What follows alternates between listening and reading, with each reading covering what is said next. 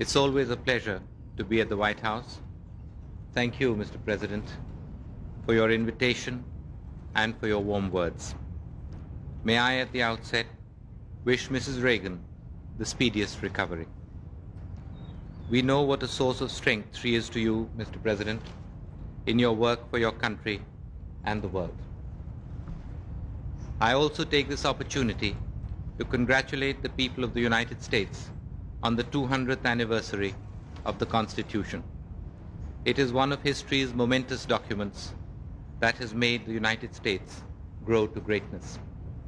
Your Constitution has been an inspiration to us in our struggle for freedom and liberty. As the President informed you, we have had good and most useful meetings. We spoke of world peace and our concern for the well-being of humanity, and we spoke of the relations between our countries. We agreed upon further methods of strengthening our mutual friendship. The relations between our two countries have always held much promise. In recent years, we have made notable progress towards realizing that promise. Your personal attention and interest, Mr. President, have contributed greatly to our expanding partnership.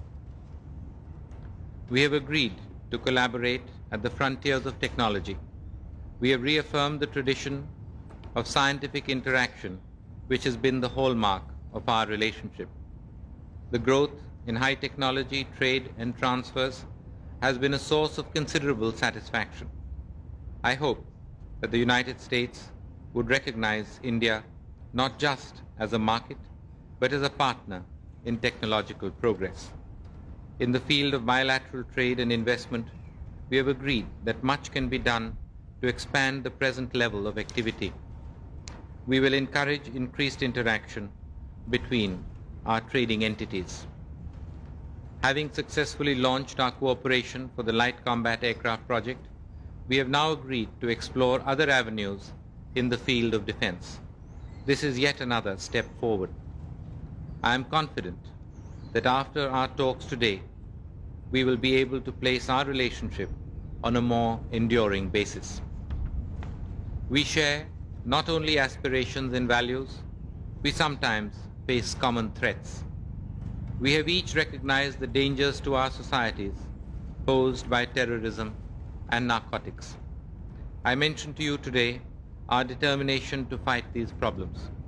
I am aware of your personal concern about narcotics, the price they extract in the form of blighted youth and wasted resources.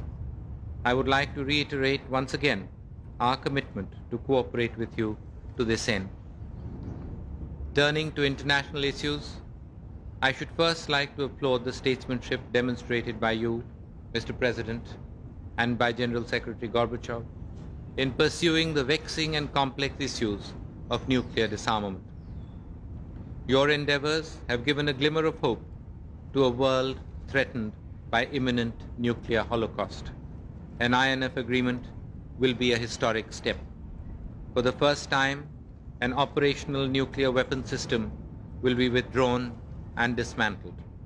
We hope that this will be the beginning of the elimination of nuclear weapons altogether, an objective to which you are dedicated. I sincerely wish you, Mr. President, and General Secretary Gorbachev every success in these endeavors. All humankind is with you. Our deliberations today also covered the situation in Afghanistan. We agreed on the need for an early political settlement there and support the efforts of the UN Secretary General. I believe that a just solution must ensure a sovereign, independent, and non-aligned Afghanistan. Foreign intervention and interference must cease. The Afghan refugees must be allowed to return to their homes in honor, dignity, and security. We would welcome any earnest efforts in this direction. We had a frank discussion on the dangers of nuclear proliferation, both horizontal and vertical. My country has consistently recognized that a secure world order cannot be built on nuclear weapons. Our actions have spoken louder than any words. in expressing this commitment. We do not have nuclear weapons. We do not want nuclear weapons. And we certainly do not want nuclear weapons in our neighborhood. We have watched with concern developments in our immediate vicinity. Nuclear stockpiles have multiplied. Yet another country now seems on the threshold of fulfilling a long-time goal of acquiring nuclear weapons. On our part, let me assure you, Mr. President, and the people of your country, that we have no intention of producing nuclear weapons unless constrained to do so. Mr. President, you and I have discussed these matters and expressed our mutual concerns. Time is not on our side. We are faced with critical decisions on issues which need to be addressed urgently. We appreciate your support to the efforts to end the ethnic conflict in Sri Lanka, Mr. President, in particular to the July 29th agreement, which I signed with President Jayawardene. We are determined to ensure the full implementation of its provisions as it represents the best hope for peace in the region. I thank you, Mr. President, once again for your hospitality. Our discussions have been most productive, and I leave Washington confident and optimistic about the future of our relationship. Thank you.